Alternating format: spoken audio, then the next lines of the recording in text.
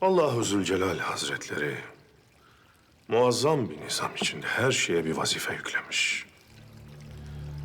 Hakir gördüğümüz bir böceği yeri gelmiş, bize şifa kaynağı etmiş. Afyon da böyle.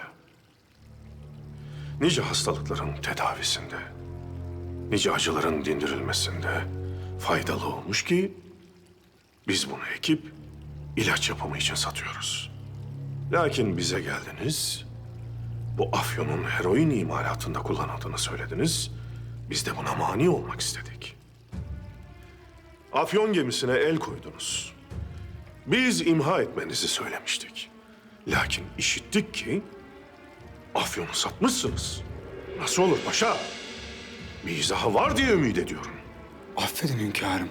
Lakin nasıl haberiniz oldu bu işte? Mesele bu mu paşa? Haberimizin nasıl olduğu mu? Ne maksatla bunu yaparsınız? Afyonu nasıl satarsınız? Söyleyin, izah edin. Hünkârım, ben size ihanet etmem. Edemem. Hünkârım, Afyon yüklü gemi açıkta batmış.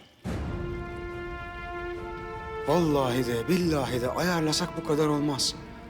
Hünkârım, gemiyi biz batırdık. Siz bize Afyon'u imha edin dediniz, lakin nasıl edeceğimizi söylemediniz.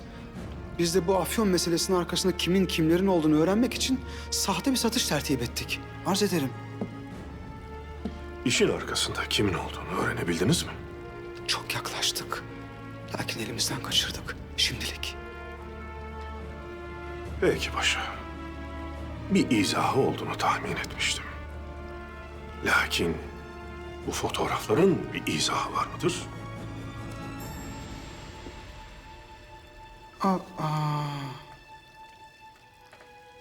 Demek ki kurdukları oyun buymuş. Ne oyunu? Hünkârım, sizi ısrarla temin ederim ki ben bu adamı öldürmedim, tanımam bile. Lakin afyon ticareti yaparken bu adam karşıma bir anda beliriverdi. Ben de tedbiren silahımı çektim. Tam o esnada nereden geldiği belli olmayan bir kurşun herifi yere indirdi. Bu fotoğraflar da tam o esnada çekilmiş olmalı. Yani tam olarak o esnada. Arz ederim. Bize gelen bu fotoğraf gazetelere de gidecektir paşa. Bu adam halifelik iddiasında olan bir sahtekardı. Şimdi bu adamın ölümünü bizden bilecekler.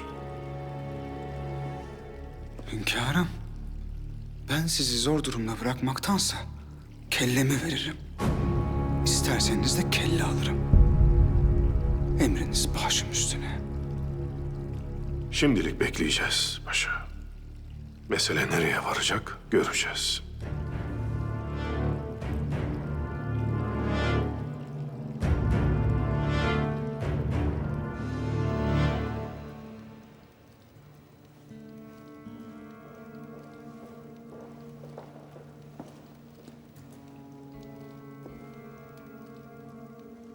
Afyon gemisi batmış. Kim batırmış? Fehim Paşa. Sanırım bir darbe daha. Misliyle cevap vereceğiz. Şüphemiz yok. Ne yapacağız? İngilizlerin Gertrud göndermeleri başlangıç. Başka hamleleri de olacaktır. Hepsinin önüne geçip tek hakimin ben olduğunu gösterecek bir şey yapacağız. Yapacağımız hamle için çok paraya ihtiyacımız var. Sizin parayla alakalı bir sorunuz olduğunu düşünmüyorum. İngilizler kimseye nasip olmamış bir parayı size bahşettiler. İngilizlere hiçbir şeye ihtiyacımız olmadığını da göstereceğiz. Ne kadar paraya ihtiyacımız var ki? Bütün payitahtı satın alacak kadar. Ne yapacağız peki? Darbe. Milleti, bürokrasiyi, askeri, siyaseti, herkesi satın almalıyız. Bu çok büyük bir tertip. Hayli yüksek meblağa ihtiyaç var. Afyon ticareti bizi bu parayı kazandıracak. Artık İstanbul gümrüğünden ham afyonu sokamayız. Başka bir yol bulmamız şart. Varna gümrüğünden girecek. Bulgaristan'dan.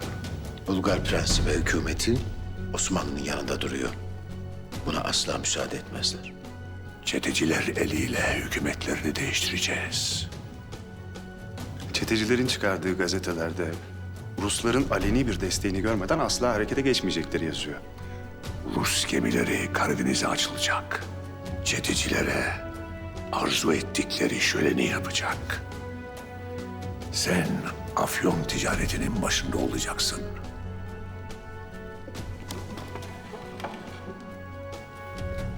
Hazırlıklarını yap.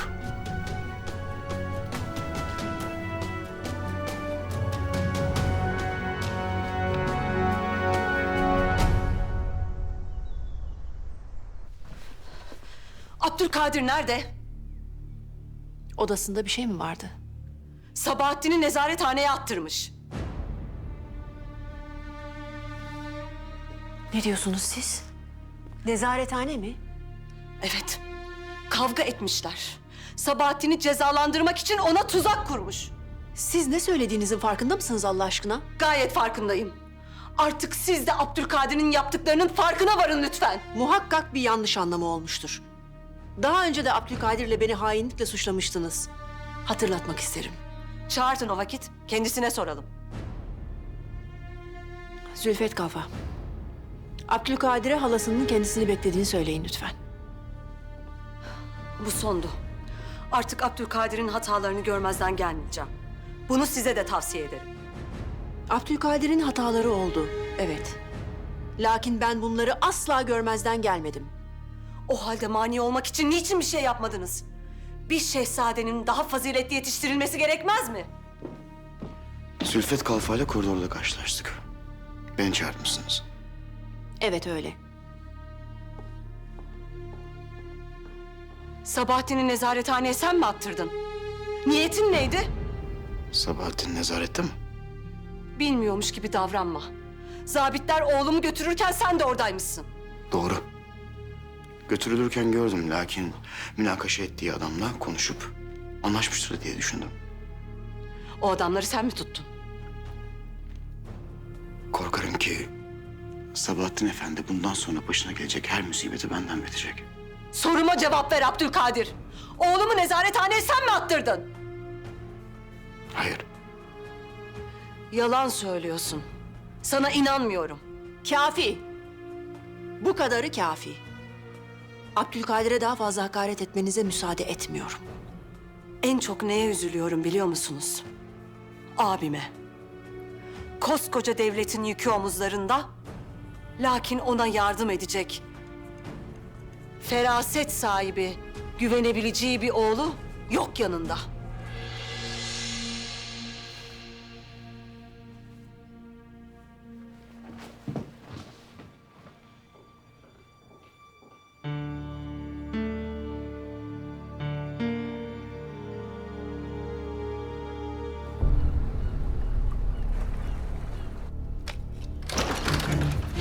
Meyit burada mı?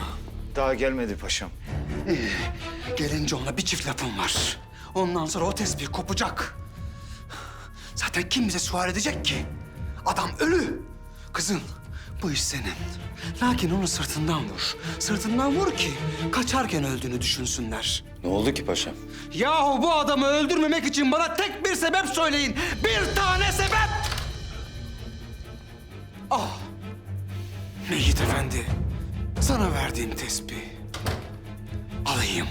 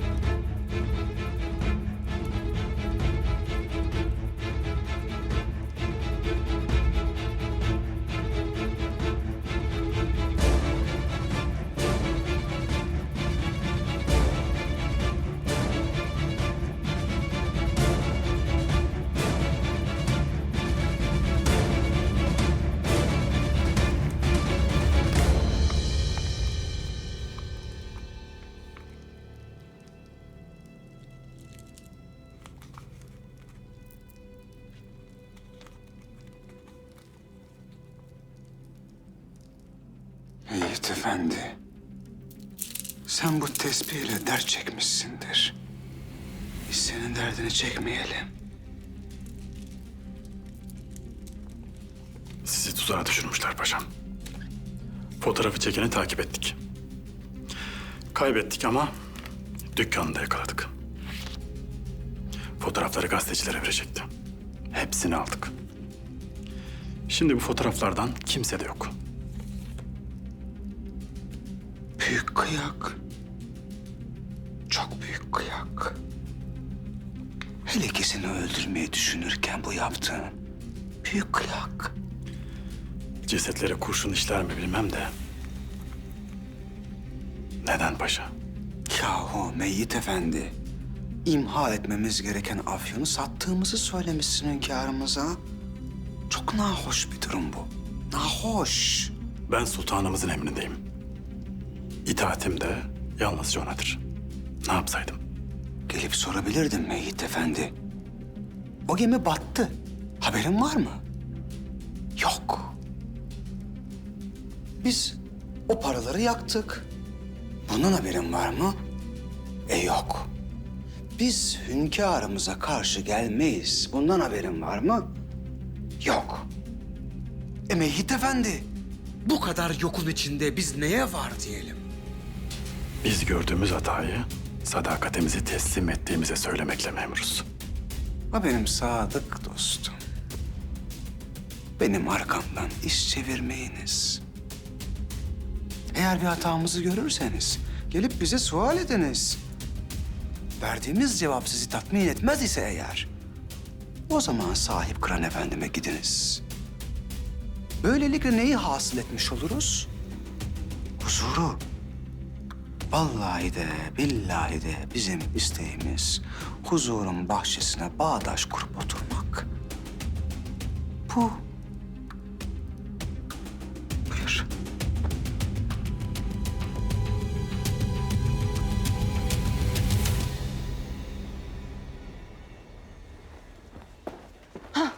Mahmut, Seniham, ne yaptın? Konuşabildin mi? Serbest bırakıyorlar mı Sabahattin'i? çok uğraştım Seniham. Lakin yarın dediler. Mecbur bu geceyi nezarethanede geçirecek. Abdülkadir bunun hesabını verecek. Ben gidip abimle konuşacağım. Dur Allah aşkına, dur. Nereye gidiyorsun? Ne diyeceksin yani? Elimizde kesin bir kanıt var mı? Yok.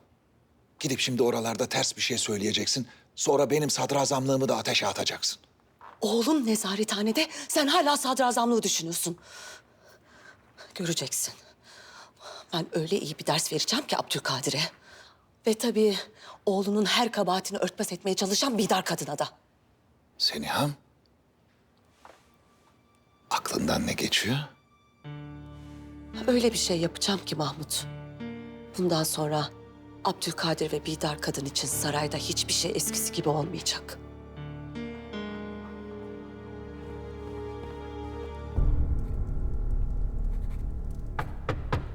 Gel.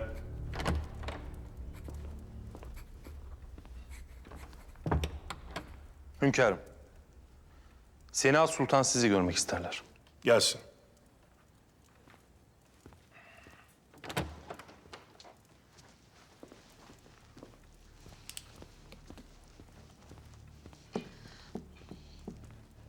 Abicim, bağışlayın, rahatsız ettim. Böyle acele görüşmek istediğinize bakılırsa mühim bir mesele. Ne vakittir içimde dert olan bir mevzu var. Sizinle konuşmak mecburiyetinde hissettim kendimi. Kardeşimin gönlüne dert olan mesele neymiş merak ettim. Mehmet Selim.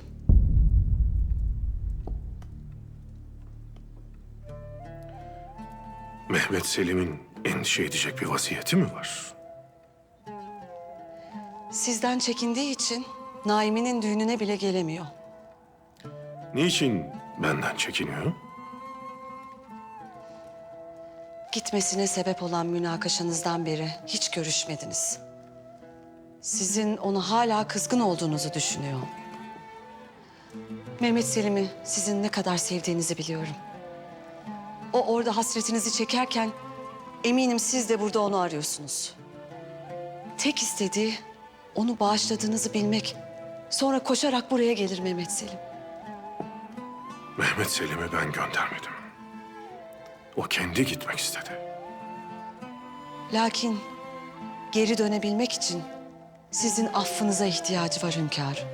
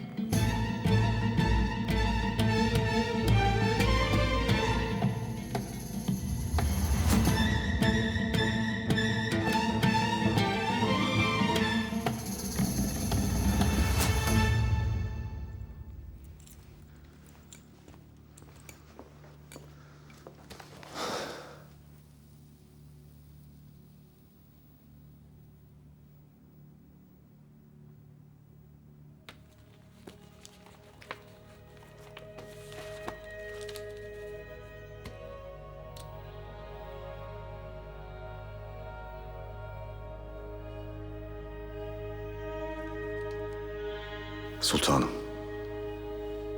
ben sizin yüce gönüllü sevginize layık biri değilim. Bir gün beni affedeceğinizi umut ederek size bu satırları yazıyorum. Ben size yalan söyledim.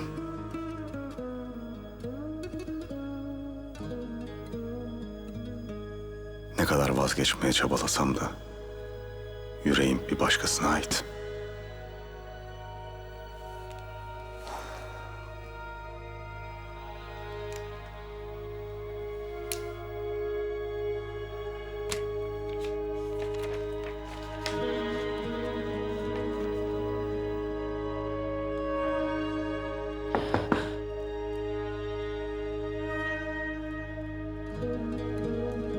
Girin.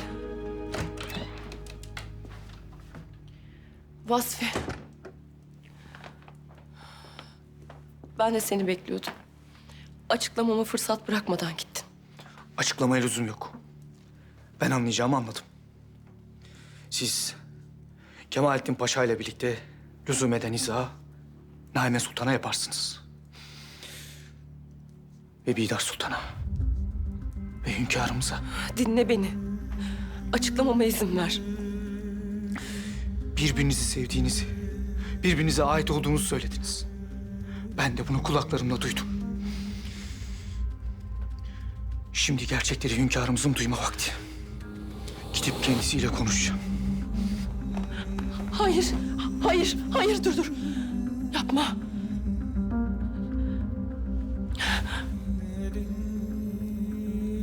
Yalvarırım kimseye bir şey söyleme.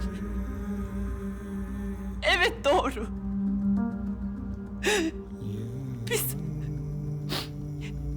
Biz Kemalettin Paşa ile birbirimizi sevdik.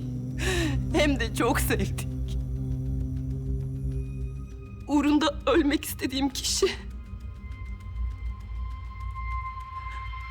Celalettin Yüzbaşı değil, Kemalettin.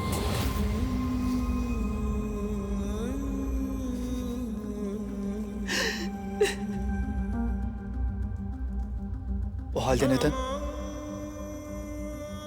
Neden beni de Naime Sultan'da kandırdınız? Madem birbirinizi bu kadar seviyordunuz.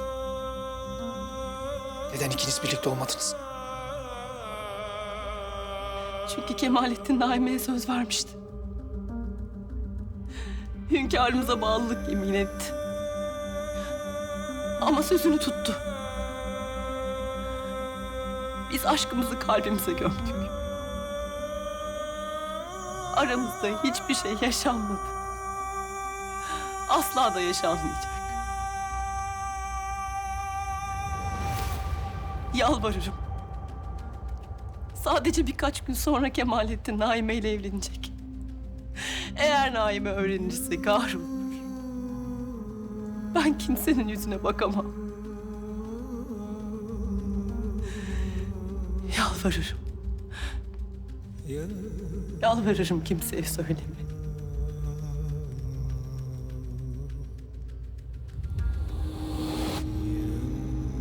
Hatice Sultan. Kalkın lütfen. Bu vaziyet size hiç yakışmıyor.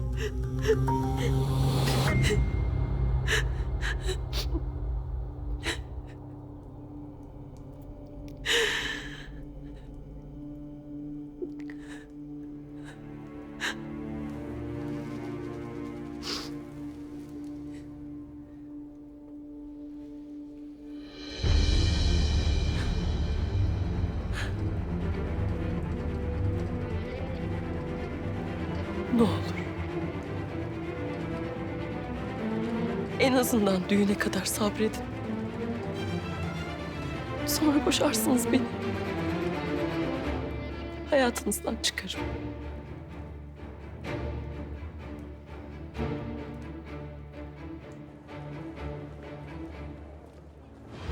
Rus deniz filosu Karadeniz'de tatbikata çıkacak. Osmanlı Devleti bunu savaş sebebi sayabilir.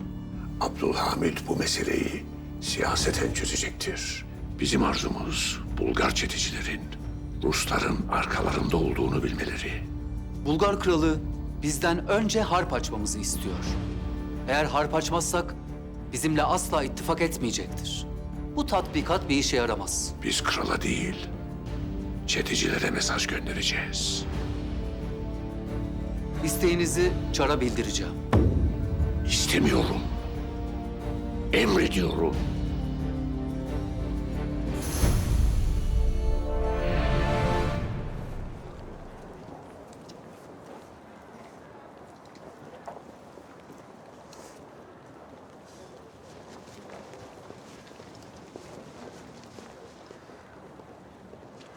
Şehzadem, çok bekletmedim inşallah.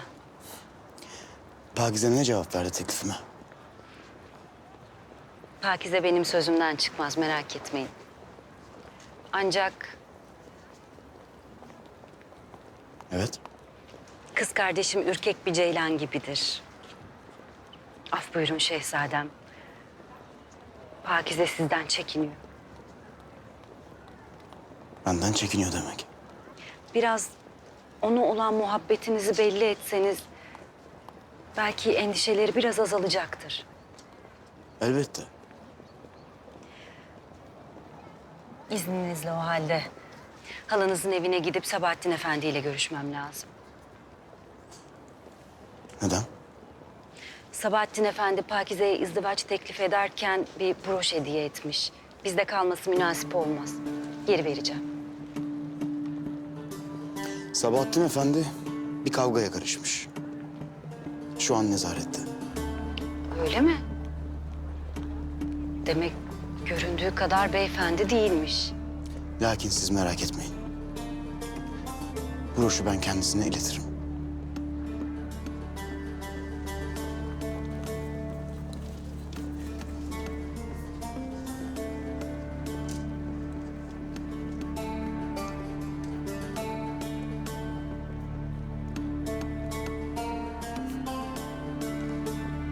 İyi günler.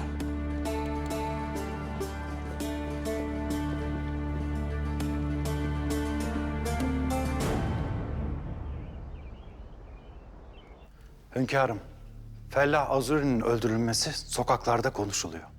Azuri'yi kimin öldürdüğü konuşuluyor. Kendi müritlerinden birileri diyenler var. Bu mesele hakkında bir izah yapmamız lüzumlu hünkârım. Tahsin Paşa, gazetelerde bu hususla alakalı bir fotoğraf çıkmadı mı? Hayır hünkârım, malumat geldi, engel olunmuş. Azuri'nin oğlu Lübnan'a doğru yola çıkmış. Lübnan'da Azuri taraftarları kan istiyorlarmış. Katillerin bulunmasını istiyorlar. Telgraf üstüne de telgraf çekiyorlar hünkârım. Hünkârım, Lübnan'da bir tertip olabilir. Bu cinayet onları tahrik eder. Merak etmeyin paşalar. Biz o meselenin önünü keseceğiz. Peki nasıl hünkârım? Seyit olduğu tespit edilmiş biri öldürüldü. Lübnan'da taraftarları isyana yakın. Buna nasıl mani olacağız? Fellah Azuri'nin Hristiyan Araplardan olduğunu, babasının adının Michel Azuri olduğunu ve Maruni Kilisesi'ne kayıtlı olduğunu öğrendik. Tahsin Paşa'ya emir verdik. Bu husustaki vesikalar gazetelere havadis olarak geçildi. Ve Lübnan'a gönderildi. Fellah Azuri'nin oğlu Lübnan'a ulaşmadan gazeteler ondan önce ulaşacak inşallah. İnşallah. Lübnanlı Müslümanları kandıramayacaklardır. Bu hakikat ortaya çıktığı vakit Azuri'nin oğlu linç edilmek istenebilir. Onu da biz koruyacağız. Maşallah hünkârım, maşallah. Demek bir de iyi bir sadrazamınız olsa bu devlet neler yapacak neler. O meseleye bakacağız paşa. Merak buyurmayınız.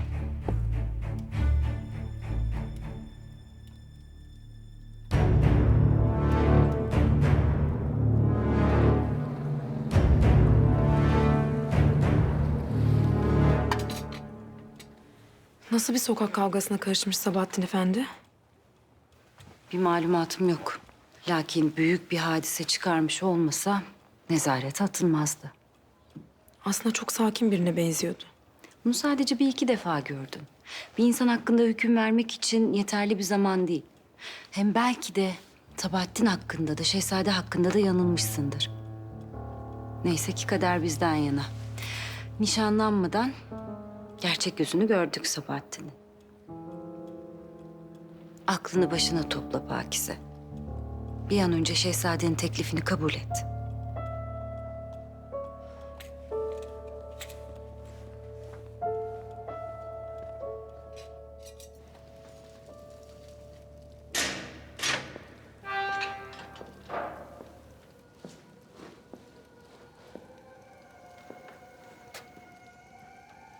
Yaptığın muhalefeti görmeye mi geldin? Halama da aynı şeyi söylemişsin. Lakin seni içeri attıran ben değilim. Ha. Tesadüfen mi oradan geçiyordun? Aynı kızla evlenmeye niyetlenmemiz de tesadüf değil mi? Senin Pakize'yle bir alakan yok. Annenin seçtiği bir kız o senin için. Validem benim için her zaman en iyisini seçer, öyle değil mi Sabahattin?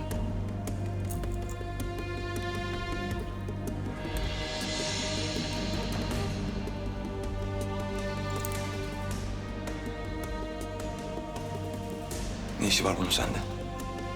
Artık Pakize'de kalması münasip değil. Neticede onunla ben evleneceğim. Hayır! Nasıl kandırdın onu? He? Ne söyledin? Ne söyledin? Seni değil beni seçti diye deliriyorsun, öyle değil mi? Amacın ne? Sen onu sevmiyorsun bile. Amacın ne? Çünkü ben kaybetmeye mahkum değilim Sabahattin. Benden intikam almak için yapıyorsun bunu. Alçaksın Abdülkadir! Alçaksın! Alçaksın!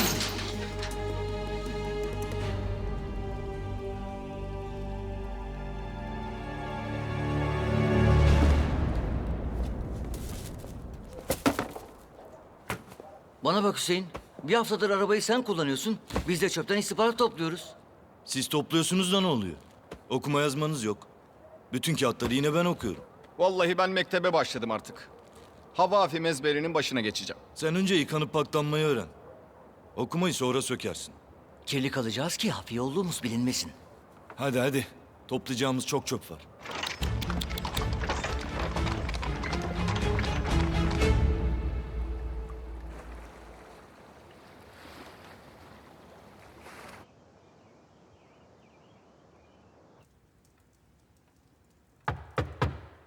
Gel.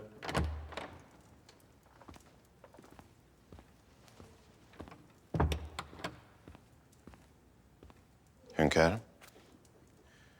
Sherlock Holmes'un yeni macerasını okuyorum paşa. Bölmeme değecek bir havadis mi? Yani hünkârım. Latife ettik paşa.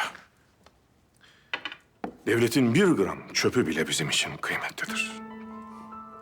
Bilir gibi konuştunuz hünkârım. Havafi mezbeleden haber geldi.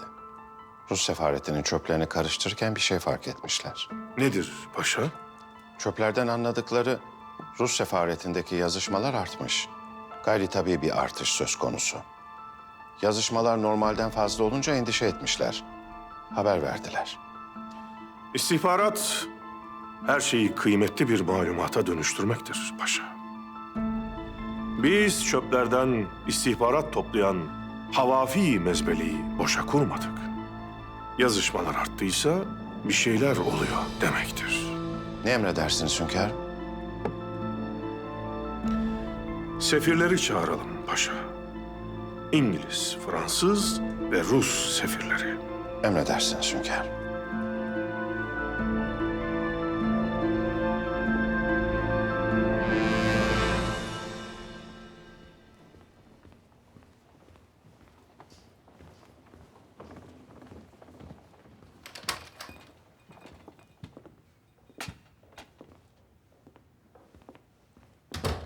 Sultanım. Ne oluyor burada? Daireyi hazırlıyorduk sultanım. Kim için? Kim söyledi burayı hazırlamanı? Seniha Sultanımız söylemişti dün. Şehzade Mehmet Selim Efendi ve zevcesi saraya teşrif edeceklermiş.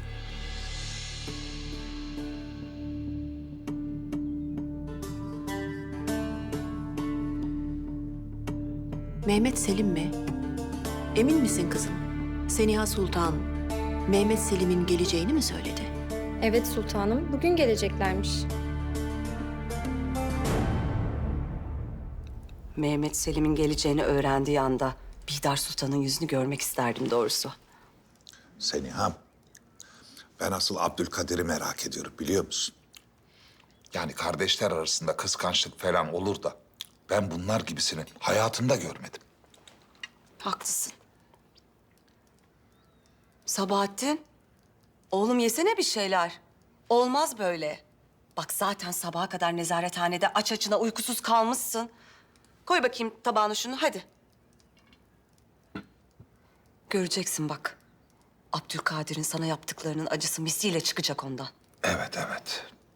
Sebahattin, bu abisinin gelişiyle Abdülkadir'e rahat, huzur olmayacak. Göreceksin. Olsun pederim olsun. Lakin bu benim içimi soğutmaya yetmiyor. İştahım yok.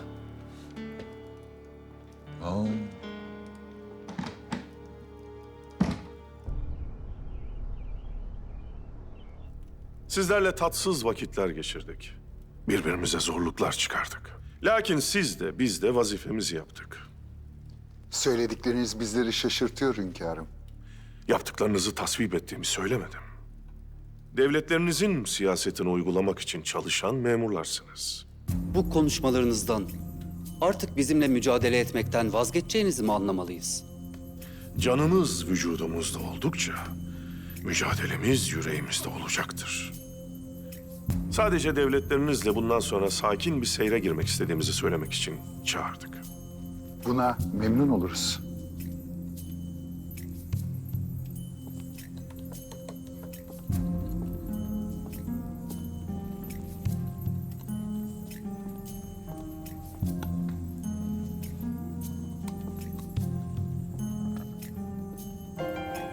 Açınız.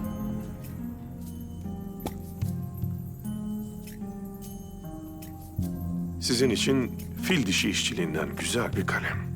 Teşekkür ederim. Sizin de ahşap bir kalemi seveceğinizi düşündük.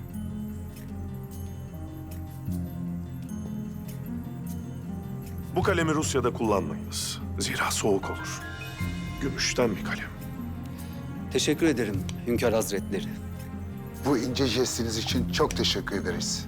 Siyasetinizde de bunu devam ettireceğinizi düşünüyoruz. Eğer isterseniz basit bir yolu var. Nedir o? Memaliki Osmani'yi rahat bırakmanız. Kalemlerinizi hayırlı işlerde kullanmanız.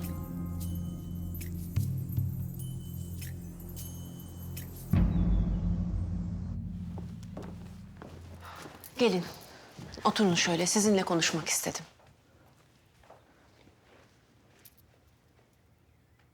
Benden duyman iyi olur.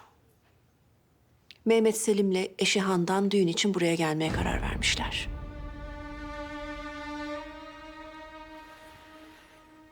Azap dolu günlerin başlıyor desene. Düğünüme gelmelerine ben sevindim açıkçası. Babam Mehmet Selim'e emsal gösterip seni yermiyor Naime. Abdülkadir sabırlı ol. Düğünden sonra gideceklerdir. Ya gitmezlerse validem? Ya babam pek sevgiyle oğlunu görünce yumuşarsa, kal derse? Mehmet Selim seni ne kadar huzursuz ediyorsa, Handan da beni bir o kadar huzursuz ediyor. Onun için gitmelerini en az ben de senin kadar isterim. Lakin eğer baban fark ederse büsbütün her şey tersine dönebilir. O yüzden lütfen dikkatli ol.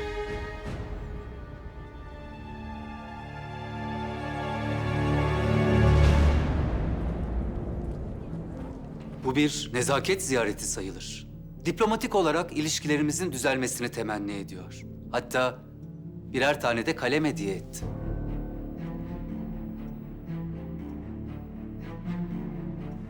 Neden şimdi? Abdülhamit kendini köşeye sıkışmış hissediyor. Onu böyle korkak yakalamışken daha çok üzerine gideceğiz. Rusya'dan cevap geldi mi? Bizden haber bekliyorlar. Gel.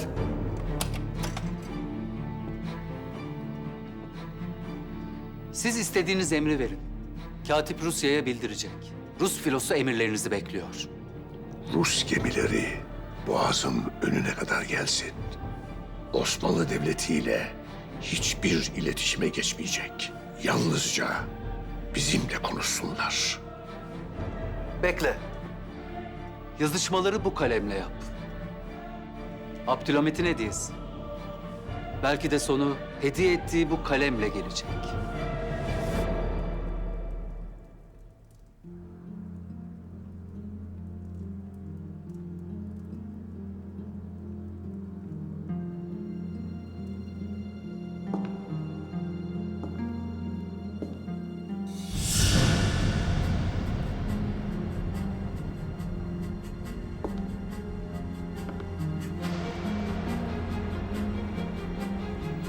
Rus harp gemileri Boğaz kenarlarına kadar yanaşacaklardır.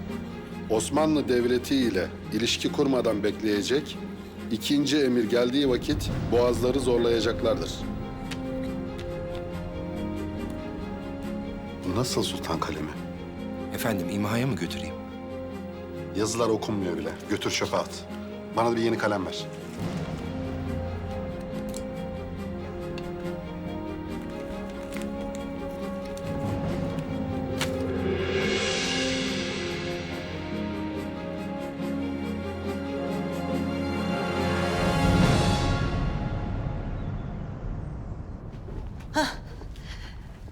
Zülfet Kalfa burada mıydın? Ben de gelir gelmez seni sordum. Buyurun sultanım, bir emriniz mi vardı? Yeğenim Mehmet Selim ve zevcesi için hazırlattığım odada herhangi bir eksik var mı? Senin tetkik etmeni istiyorum. Emredersiniz sultanım.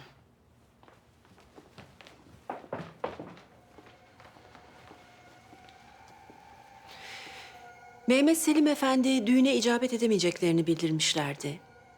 Vazgeçtiklerinden haberim yoktu. Hünkârımız bizzat davet edince kıramadı elbet. Her şeye rağmen Mehmet Selim'in babasına olan düşkünlüğünü bilirsiniz. Tabii aynı şekilde abimin de ona. Evvelden beri hepimizden çok kıymet verir Mehmet Selim'e. Elbette. Evladıdır ne de olsa. İlk şehzadesi, ilk göz ağrısı diyelim. Hünkârımızın Mehmet Selim'e verdiği değer hepimizce malumdur. Lakin böyle bir sevgiyi suistimal etmemek yakışırdı Şehzade Mehmet'e. Her neyse, netice itibariyle Mehmet Selim Efendi sarayın dışında yaşamayı tercih etti. Aslında düğüne icabet edemeyeceklerini de bildirmişlerdi. Hünkârımız da bu konuda pek ısrarcı değildi. Fakat ne oldu? Kim sebep oldu fikrini değiştirmesine çok merak ediyorum. Ben konuştum abimle. Ne mutlu bana ki baba oğlun kavuşmasına vesile olacağım kısmetse. Evet, belli çok mutlusunuz. Öyle. Gerçekten çok mutlu ve heyecanlıyım. Bu sabah Büyükada'dan ilk vapurla buraya geleceklerdi. Herhalde birkaç saate sarayda olurlar.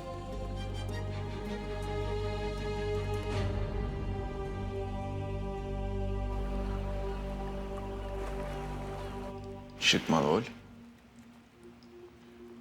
Burası küçük ve havasız. Daha iyisini göstermezsen eskiyi kabul ederler Manol. Büyümelisin. Büyümeliyiz. Para lazım. Bize de para lazım. İşte bu yüzden heroin satışını artırmalıyız. Seni de bu hususta komutanım yaptım. Şimdi Bir komutan olarak heroin satışını nasıl artırırız? Fikirlerini söyle. Gazinolar, Evet. meyhaneler, tiyatrolar, kahvehaneler, paşa çocukları, tüccarların evlatları, kabadayılar, talebeler. İşte bu Manol. İşte bu. Buraların hepsine hakim olacağız. Heroini ekmek gibi satacağız. Fehim Paşa yakınlardayken bu kadar kolay olmayacak. Yok ederiz. Sen Fehim Paşa'yı yok edene kadar o beni çoktan gömer. Seni koruyacak adamlarım var.